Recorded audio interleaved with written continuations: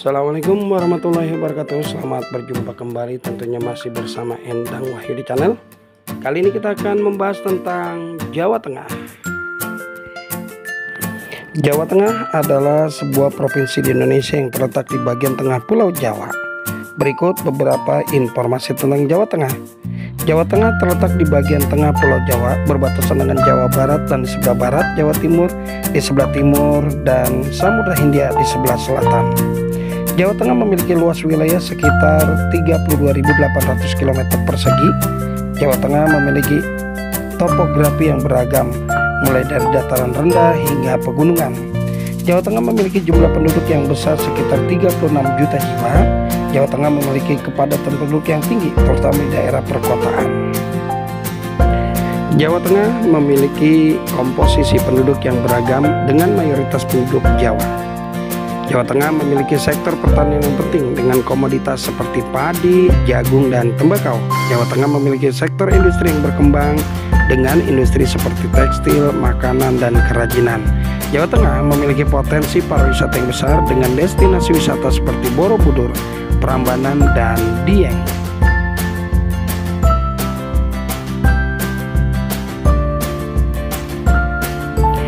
Kemudian Jawa Tengah juga memiliki budaya Jawa yang kaya dan unik dengan tradisi seperti wayang, batik, dan gamelan.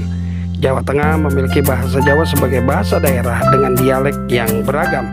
Jawa Tengah memiliki kesenian yang beragam seperti wayang kulit, tari, dan musik tradisional.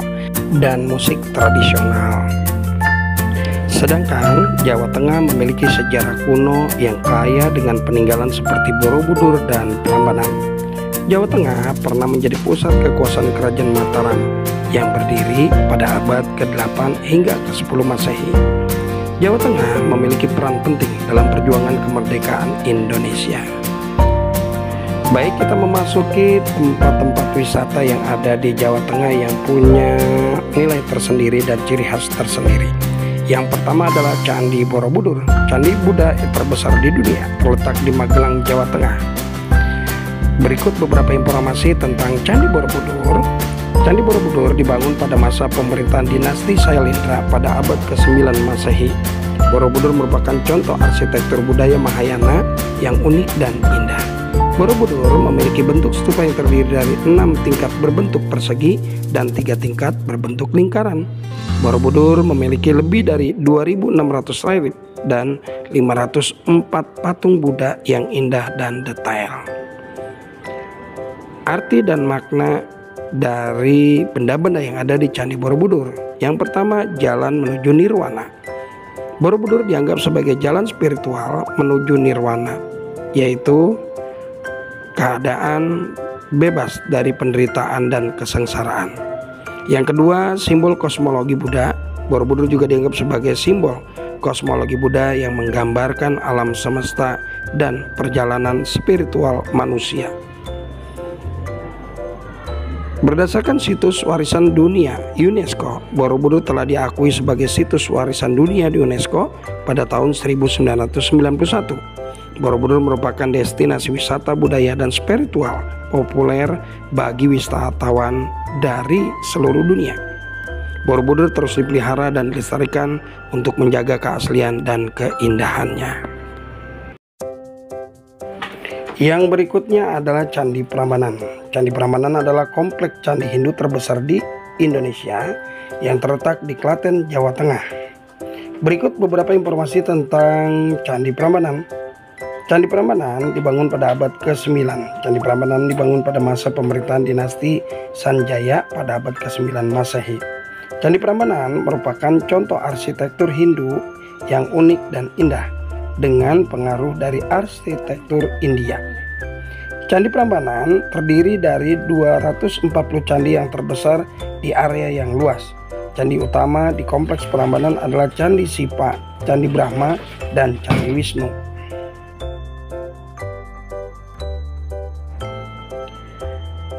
Prambanan memiliki relief dan patung yang indah dan detail yang menggambarkan cerita dari mitologi Hindu. Candi Prambanan dianggap sebagai simbol kosmologi Hindu yang menggambarkan alam semesta dan perjalanan spiritual manusia. Candi Prambanan merupakan pusat keragaman Hindu pada masa lalu dan masih dianggap sebagai tempat suci oleh umat Hindu. Candi Prambanan telah diakui sebagai situs warisan dunia UNESCO pada tahun 1991. Candi Prambanan merupakan destinasi wisata budaya dan spiritual yang populer bagi wisatawan dari seluruh dunia. Candi Prambanan terus dipelihara dan dilestarikan untuk menjaga keaslian dan keindahannya. Yang berikutnya kita akan membicarakan tentang Keraton Surakarta. Keraton Surakarta adalah istana kerajaan yang terletak di Surakarta, Jawa Tengah. Berikut beberapa informasi tentang Keraton Surakarta. Keraton Surakarta didirikan oleh Pakubuwono II pada tahun 1745. Keraton Surakarta merupakan pusat kekuasaan kerajaan Surakarta yang berdiri hingga saat ini. Keraton Surakarta memiliki gaya arsitektur yang unik dengan perpaduan antara gaya tradisional dan modern. Bangunan utama di Keraton Surakarta adalah Kori Agung, Bangsal Kencono, dan Dalam Agung. Keraton Surakarta memiliki koleksi pusaka yang berharga seperti keris, tombak, dan benda-benda lainnya.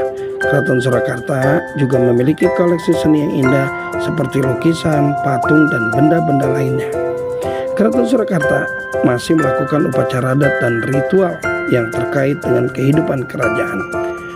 Keraton Surakarta berperan dalam melestarikan budaya Jawa dan mempromosikan kesenian tradisional.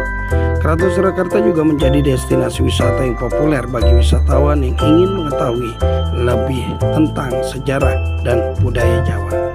Keraton Surakarta merupakan simbol kebudayaan Jawa yang kaya dan unik. Keraton Surakarta berperan sebagai pusat pelestarian budaya dan kesenian Jawa dan juga merupakan warisan sejarah yang berharga bagi Indonesia dan Jawa Tengah khususnya.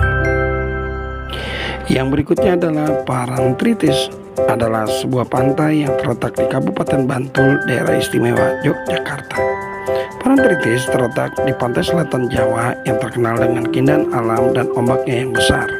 Parangtritis terletak di Kabupaten Bantul, Daerah Istimewa Yogyakarta. Parangtritis memiliki pantai yang indah dengan pasir hitam dan ombak yang besar. Parangtritis terkenal dengan pemandangan sunset yang spektakuler. Parangtritis juga memiliki bukit dan tebing yang indah dengan pemandangan yang luas ke laut selatan.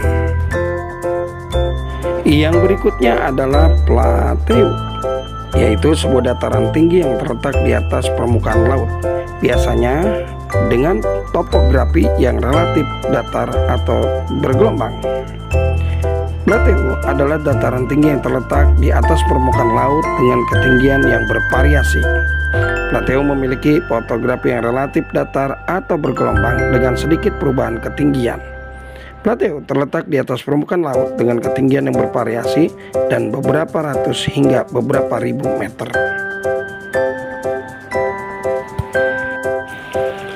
Demikianlah video kita pada hari ini.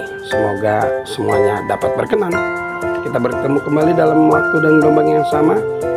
Dan jangan lupa videonya di like, komen, dan subscribe. Akhir kalam, assalamualaikum warahmatullahi wabarakatuh.